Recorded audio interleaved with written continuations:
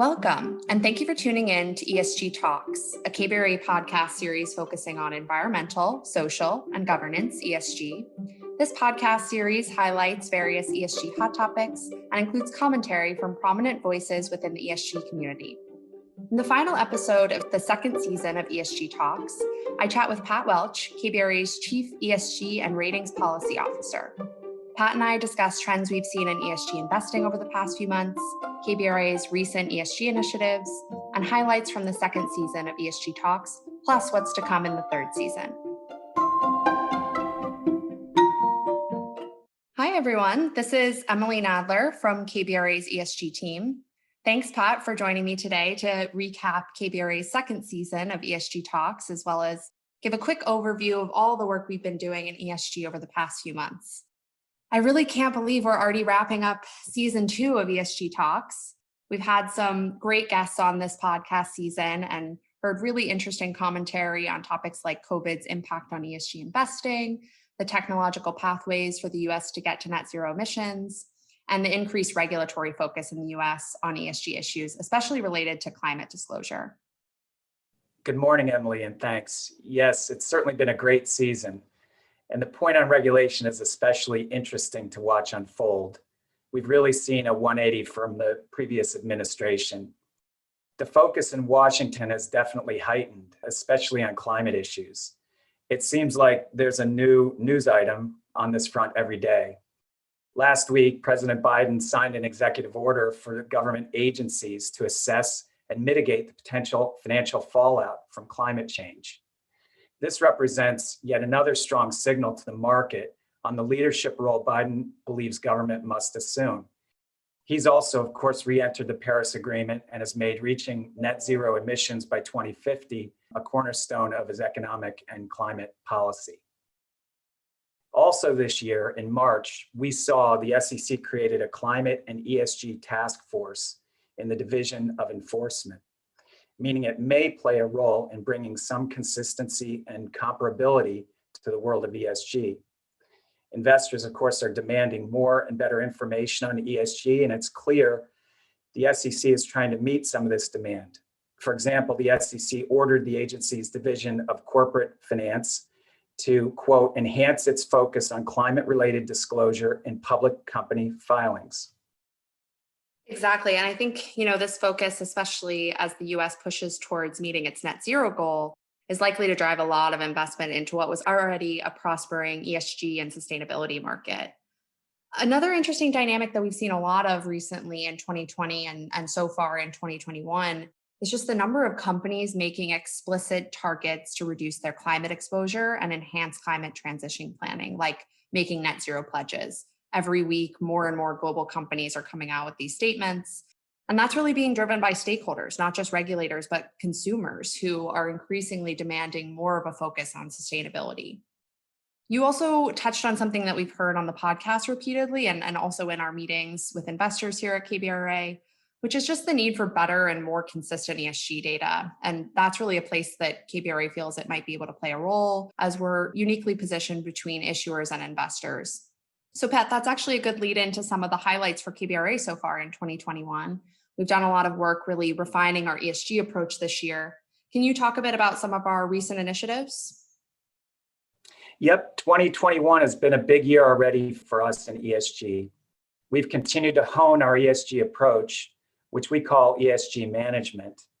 The idea that when it comes to credit risk, most ESG issues really are management issues and should be framed through a management lens. ESG issues are complex and they increasingly pose challenges and opportunities for an issuer's management team.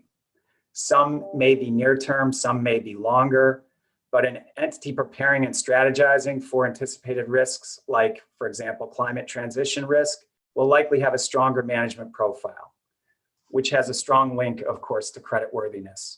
An analysis of management helps us also to get at the interconnectedness of ESG issues.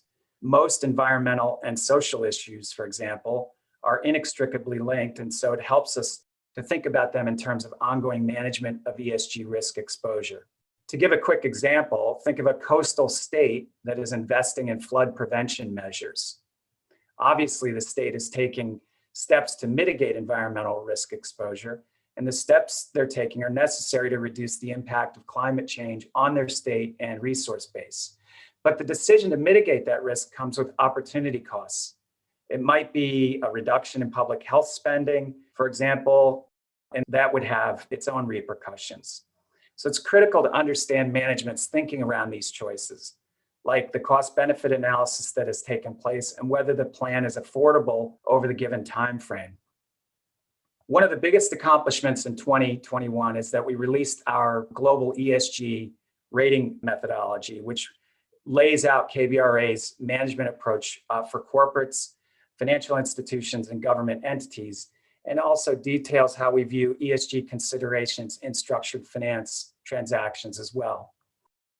I'm really proud of all the hard work that went into this document. It's great to really have our approach codified in a single place, in a single document for investors and other market participants to understand how our approach is very transparent and different. We've also released some great thought-provoking ESG research this year. I know there was an ESG Talks episode highlighting the research we did mapping the EPA's greenhouse gas scores to auto loan asset level disclosure, which was a great piece and was really well received. We also released a piece focusing on how stakeholders have pushed oil and gas companies to strengthen and disclose their climate transition planning. In another piece, we analyzed the different types of carbon pricing schemes that may be potentially adopted in the US and the implications for the electricity generation, transportation, and midstream industries.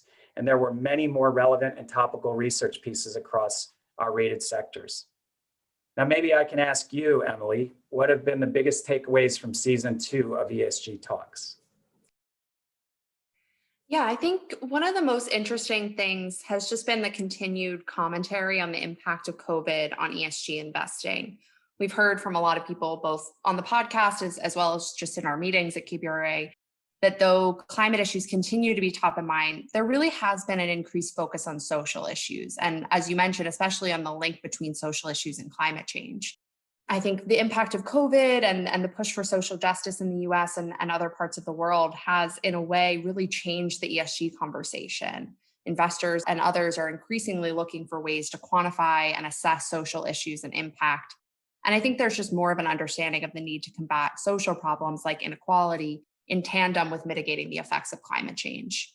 And related to this is that there's also just more of a recognition that we need to think about ESG in a more holistic way and more of an acknowledgement that ESG issues are very bespoke and specific to each issuer and sector, which also really falls in line with how KBRA thinks about these issues.